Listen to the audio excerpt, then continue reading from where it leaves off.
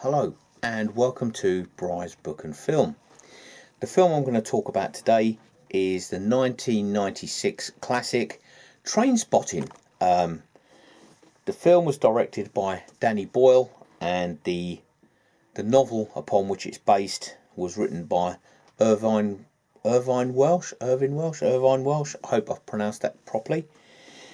Now, this is an all-star cast. It's got everybody's favourite Ewans, Ewan McGregor as the lead role of Mark Renton, and Ewen Bremner as Spud. Everybody's favourite Ewans there.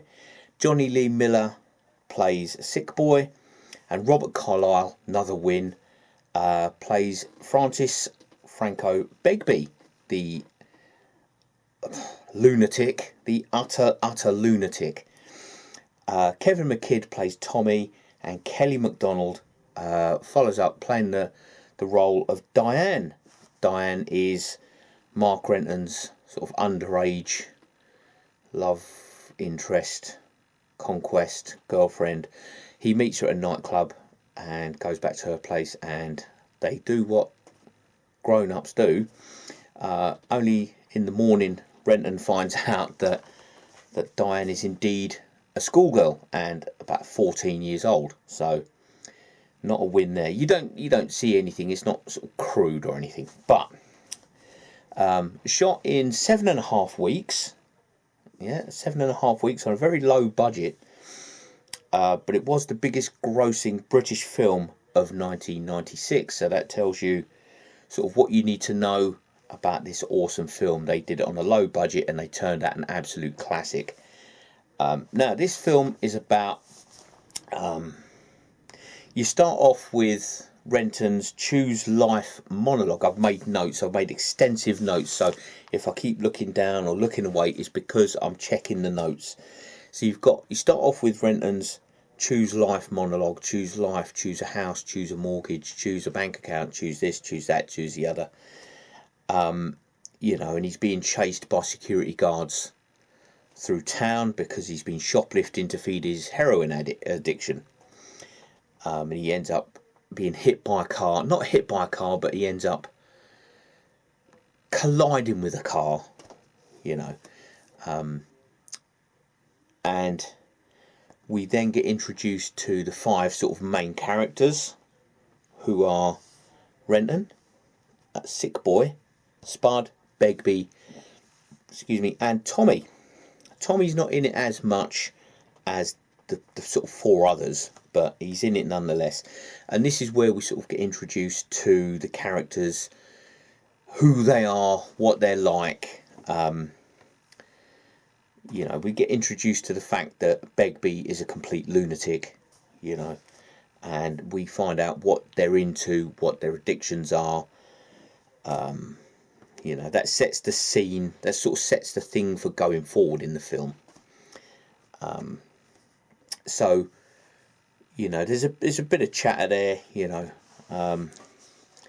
various stories from Begbie, who is talking about some guy who's trying to play pool, and Tommy is trying to let him win, but Tommy's on a really lucky streak, and then some guy's eating crisps who distracts Begbie.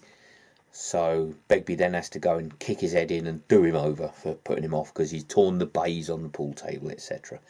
So you get to find out just sort of what sort of a person Begbie is.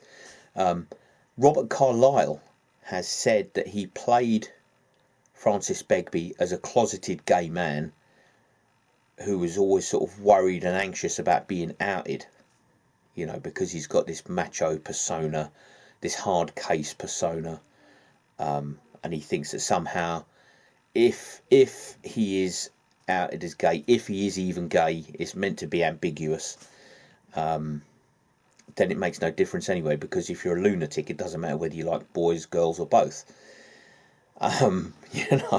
So we find out, we sort of introduced to the characters. We then discover that Renton, because there's also like a narration from Renton, who's played by Ewan McGregor, there's like a voiceover narration with Renton filling in the parts of the story, talking about his extensive heroin addiction, how difficult it is actually being unemployed and being a heroin addict. And he talks about the crimes that he's got to commit, the shoplifting, the theft, all the other sort of hustling to get his next heroin fix. It doesn't glamorise drugs. It doesn't glamorise heroin addiction. It does show the seductive and the destructive aspects of heroin addiction. It in no way says, look, kids, take heroin. It's great. It doesn't do that. It shows you the squalor and the lengths and desperation that heroin addicts will go to, the squalor that they live in, because all they focus on is heroin. I once read that heroin itself doesn't make you thin.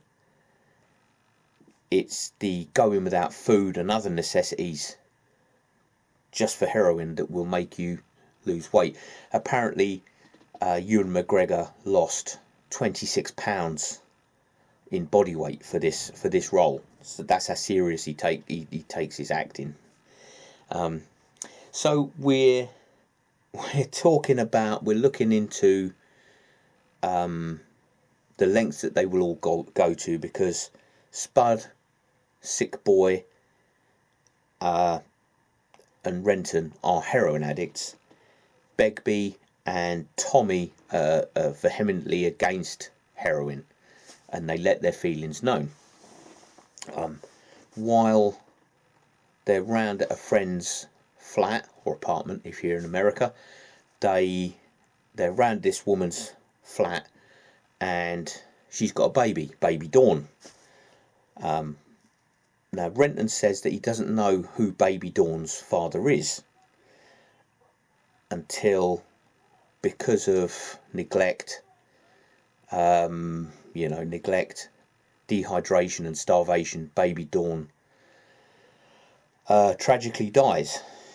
Cot death. She dies in her cot, and then we find out from Sick Boy's reaction that he was baby Dawn's father. And it's a horrible scene. There's no other words for it. It is just, it's beautifully filmed, it's beautifully acted, but the scene itself, oh my golly gosh, it is just awful. Babies dying anyway is an awful, terrible thing. But when it could have been avoided, if mum hadn't have been a drug addict, and if mum had been paying attention, and if this and if that, and if my auntie grew a beard, I'd have another uncle, etc., etc. But baby Dawn, she dies, she passes away, and that's a big moment in the film. It is an awful, awful, heart-wrenching. It gets you right in the right in the feels, as the kids say, right in the feels. It's very, very difficult to sit through. Beautifully written, beautifully acted, but my gosh. So anyway, so we find out that baby Dawn is Sick Boy's daughter. So then Mark Renton decides he's going to quit heroin. He wakes up, he comes out of his high, and he decides he's going to quit heroin. That's it, he's had enough, no more. And that sort of leads into the infamous toilet scene where he's used suppositories, because heroin makes you constipated, and then you come off it, and then you've got to let go of whatever's in your system. So he gets some suppositories from Mikey Fisher, I think his name is. I haven't made a note of that. Gets some suppositories, and then he discovers he has to go urgently, and he discovers the worst toilet in Scotland, and it's that infamous toilet scene where Renton basically dives into the toilet. That's an awful scene, isn't it? So he sort of fails at that. He fails at his first attempt. Then one of his other attempts is when his parents, he barely escapes going to prison for shoplifting. Spud isn't so lucky. Spud ends up doing 6 months, I think, and Renton gets taken home by his parents, who give him the Doc Cotton treatment and they lock him in his bedroom. And then we're treated to, Renton going through the cold turkey, going through the detox side of heroin addiction. He's having hallucinations, he's having flashbacks, he's seeing baby Dawn crawling across the ceiling and looking at him, and he is terrified and he's screaming, and there's game show on the telly. Dale Winton actually appears in it. Dale Winton, former guest show master, quiz show master, did Supermarket Sweep, among others.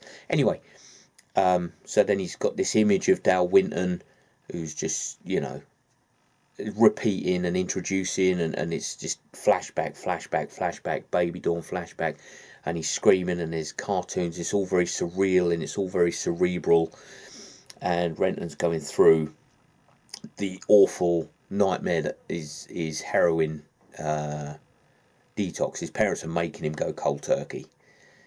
Eventually the flashbacks and the horrifying imagery that Mark Renton is seeing, that stops, and then he's clean. But meanwhile, Tommy is now, he's on the horse. He's taken heroin. He wants to give it a go, so he's tried it, and now he's in the spiral. Tommy eventually dies of HIV, catches HIV, and he catches toxoplasmosis off a kitten, of all things. A kitten brings him down. So anyway, so so that's the infamous withdrawal scene. Renton eventually escapes to London. He decides he wants to make a fresh start, and he moves off to London. He becomes an estate agent, which is it's an estate agent, isn't it? So I'm just straightening up my having a wardrobe malfunction there. So Renton escapes to London, but Diane lets slip to Begbie where he is, and Begbie has failed at an armed robbery. He's trying to go across the pavement and failed. Now he's on the run, so he crashes at Renton's new apartment, steals all his stuff, takes all his money, basically bullies him into going to the shop and getting him cigarettes and getting him whiskey and getting, just basically taking over his life and ruining it. Then Sick Boy and Spud appear with eyes on a big heroin score. They've somehow managed to get hold of 2 kilos of pure heroin, and they need a buyer, so they find a buyer. I'm not doing the film justice. You really do need to watch Trainspotting. It is that good. There's nothing to do with trains, which is why Oasis apparently didn't do the soundtrack, because they thought it was going to be about train spotting, actually standing on a platform writing down locomotive numbers, but it's not that at all.